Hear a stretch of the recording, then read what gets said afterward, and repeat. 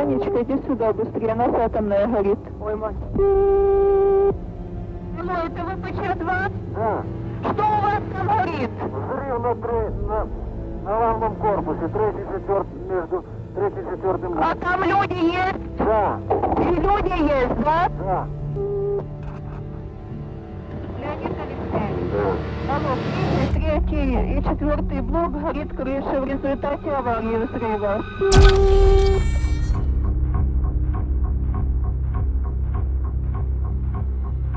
26 de abril de 1986. Tiene lugar en Ucrania el que se considera, junto a Fukushima en Japón en 2011, como el más grave accidente nuclear en la escala internacional de accidentes nucleares, siendo así uno de los mayores desastres medioambientales de la historia. Queremos advertirles de que trataremos de explicar conceptos esenciales. ¿Qué sucedió? ¿Por qué? ¿Qué consecuencias han dado lugar 30 años después? La finalidad de este breve documental es la de llegar al espectador de tal manera que, tras finalizar su visualización, éste sienta la curiosidad suficiente como para informarse más acerca de este trágico suceso.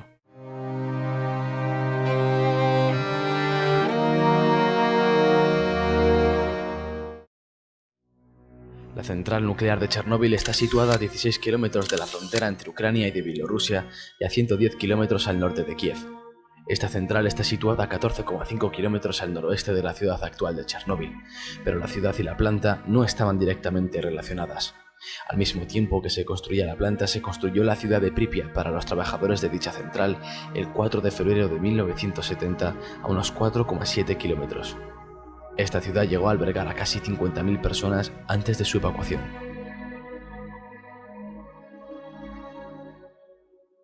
A la 1:23 de la mañana del sábado 26 de abril de 1986 estalló el cuarto reactor de la central nuclear de Chernóbil. El motivo que desencadenó el accidente fue la realización de una prueba programada para el 25 de abril bajo la dirección de las oficinas centrales de Moscú. Esta prueba tenía la intención de aumentar la seguridad del reactor. Se trataba de averiguar durante cuánto tiempo la turbina de vapor continuaría generando energía eléctrica una vez cortada la afluencia de vapor. En caso de avería, las bombas refrigerantes de emergencia requerían de un mínimo de potencia para ponerse en marcha, hasta que se arrancaran los generadores diésel, y los técnicos de la planta desconocían si una vez cortada la afluencia de vapor, la inercia de la turbina podía mantener las bombas funcionando. La prueba debía realizarse sin detener la reacción en cadena en el reactor nuclear para evitar un fenómeno conocido como envenenamiento por xenón. A la 1 de la madrugada del día 25 de abril, los ingenieros iniciaron la entrada de las barras del control en el núcleo del reactor con el objetivo de reducir su potencia. Hacia las 23 horas, se habían ajustado los monitores a los niveles más bajos de potencia, pero el operador se olvidó de reprogramar el ordenador para que se mantuviera la potencia entre 700 megavatios y 1000 megavatios térmicos. Por este motivo, la potencia descendió al nivel peligroso de 30 megavatios. Con un nivel tan bajo, los sistemas automáticos pueden detener el reactor debido a su peligrosidad, y por esta razón los operadores desconectaron el sistema de regulación de la potencia, el sistema de emergencia refrigerante del núcleo y otros sistemas de protección cuando el sistema estaba a punto de apagar el reactor nuclear. Con 30 megavatios comienza el envenenamiento por xenón. Al darse cuenta, se extrajeron las barras de control con el fin de evitarlo, aumentando la potencia del reactor nuclear. Los operadores retiraron manualmente demasiadas barras de control. El núcleo del reactor disponía de 170 barras. Las reglas de seguridad exigían que hubiera siempre un mínimo de 30 barras bajadas, y en esta ocasión dejaron solamente 8. Dado que los sistemas de seguridad de la planta quedaron inutilizados y se habían extraído casi todas las barras de control, el reactor de la central quedó en condiciones de operación inestable y extremadamente insegura. En este momento, tuvo lugar un brusco incremento de potencia que los operadores no detectaron a tiempo. Cuando quisieron bajar de nuevo las barras de control, estas no respondieron debido a que posiblemente ya estaban deformadas por el calor y las desconectaron para permitirles caer por gravedad. Finalmente, el combustible nuclear se desintegró y salió de las vainas, entrando en contacto con el agua empleada para refrigerar el núcleo del reactor.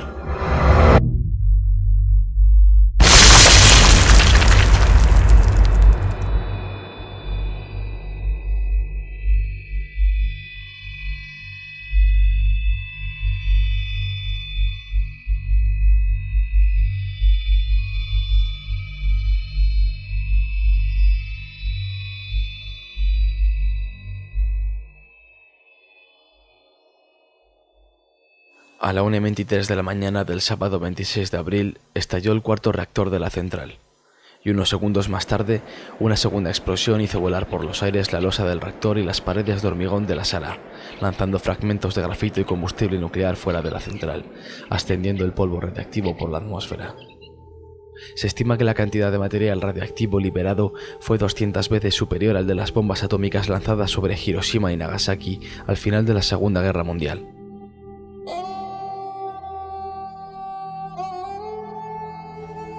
El primer acercamiento en helicóptero evidenció la magnitud de lo ocurrido. En el núcleo, expuesto a la atmósfera, el grafito del mismo ardía al rojo vivo, mientras que el combustible y otros metales se habían convertido en una masa líquida incandescente.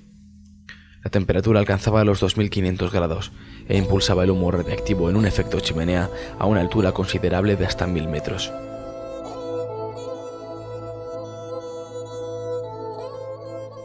Mientras tanto, se estableció el control permanente de la radiación en Pripyat, que para la tarde del 26 de abril era de unas 600.000 veces el fondo natural. Por otro lado, un comando militar fue enviado a tomar lecturas en la base de la planta. Se registró un astronómico nivel de 2080 Roentgens, por lo que en 15 minutos un ser humano absorbería la dosis letal.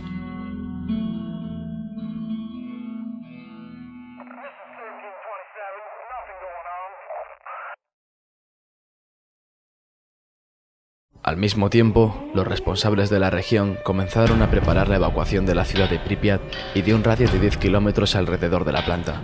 Esta primera evacuación comenzó de forma masiva 36 horas después del accidente y tardó 3 horas en ser concluida. Atención, camaradas. Se ha producido una situación de radiación no controlada en la central nuclear de Chernóbil. Como medida temporal de precaución, se ha decidido evacuar a la población de la ciudad de Pripyat a partir de las 2 de la tarde de hoy, 27 de abril. La evacuación de Chernóbil y de un radio de 30 kilómetros no se llevó a cabo sino hasta el 2 de mayo. Para entonces ya había más de 1000 afectados por lesiones agudas producidas por la radiación.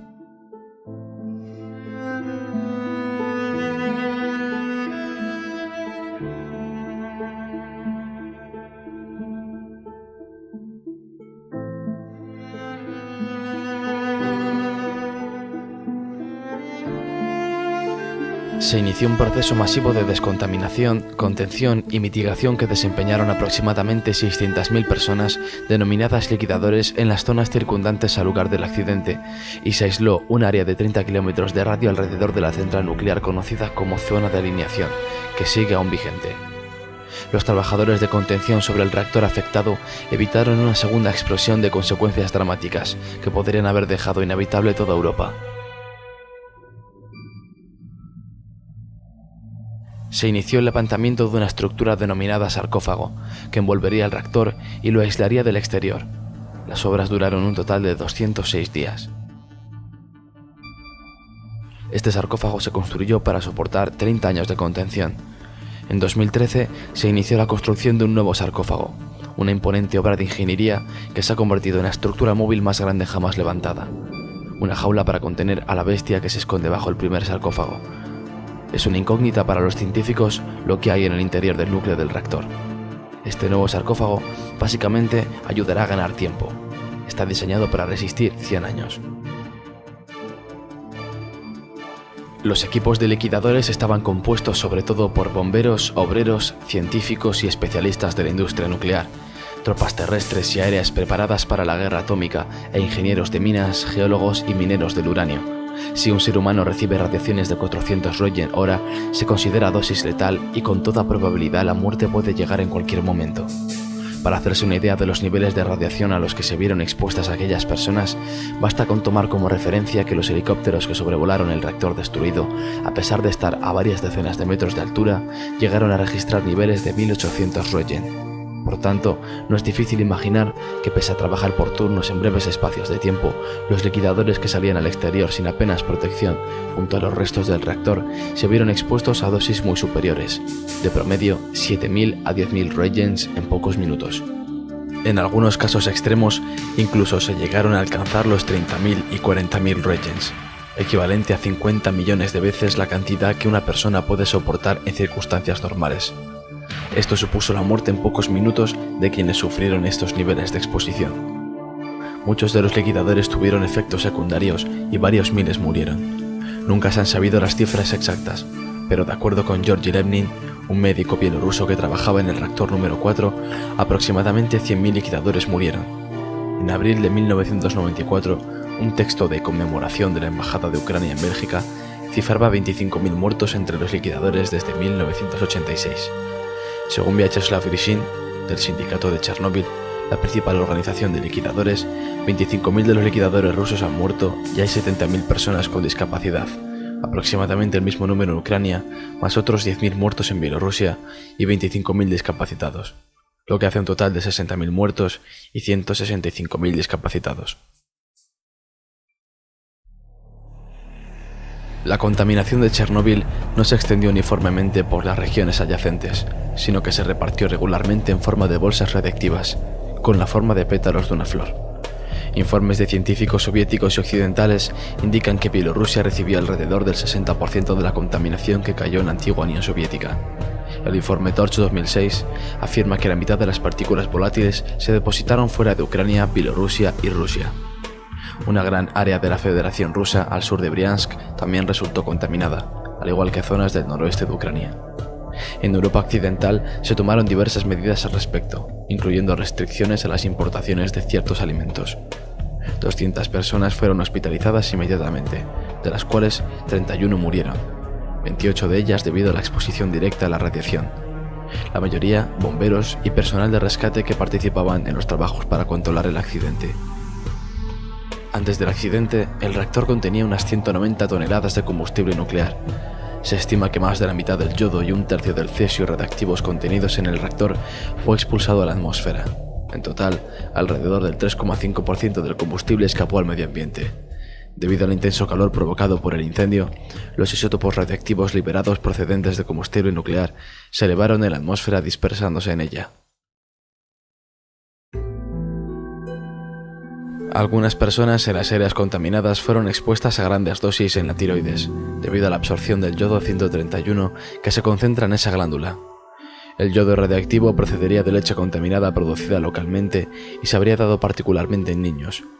Varios estudios demuestran que la incidencia de cáncer de tiroides en Bielorrusia, Ucrania y Rusia se ha elevado enormemente.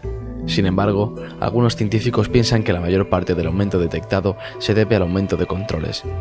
Hasta el presente, no se ha detectado un aumento significativo de leucemia en la población en general. Algunos científicos temen que la radiactividad afectará a las poblaciones locales durante varias generaciones, la cual se cree que no se extinguirá hasta pasados 300.000 años. En un radio de unos 20 o 30 kilómetros alrededor del reactor se produjo un aumento de la mortalidad de plantas y animales, así como pérdidas en su capacidad reproductiva. En los años posteriores al desastre, en la zona de exclusión abandonada por el ser humano ha florecido la vida salvaje. Bielorrusia ya ha declarado una reserva natural y en Ucrania existe una propuesta similar. Varias especies de animales salvajes y aves que no se habían visto en la zona antes del desastre se encuentran ahora en abundancia, debido a la ausencia de seres humanos en el área. 30 años después, tras analizar datos históricos, los investigadores concluyen que no se ha producido ningún declive en los años posteriores a la tragedia, únicamente en los primeros 6 meses tras el incendio del reactor, en los que los altísimos niveles de radiación afectaron a la salud y a la reproducción, pero no a largo plazo.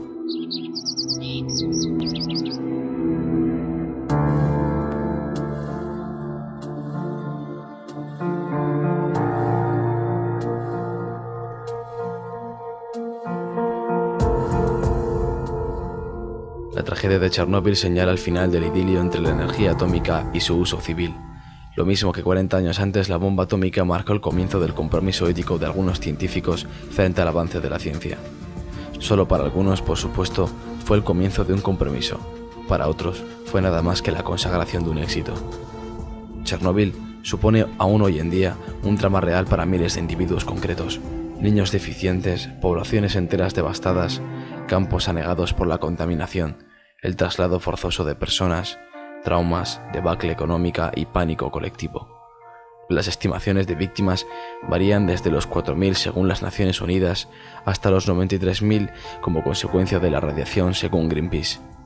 Lo que está claro es que el hombre trata de progresar, a veces forzando a la maquinaria demasiado, y deja parajes como Pripyat. Algo que nos da que pensar es el hecho de que a pesar de los niveles de contaminación, Chernóbil sea ahora cuna de tanta fauna y flora. Seremos pues más perjudiciales para la naturaleza que un desastre nuclear.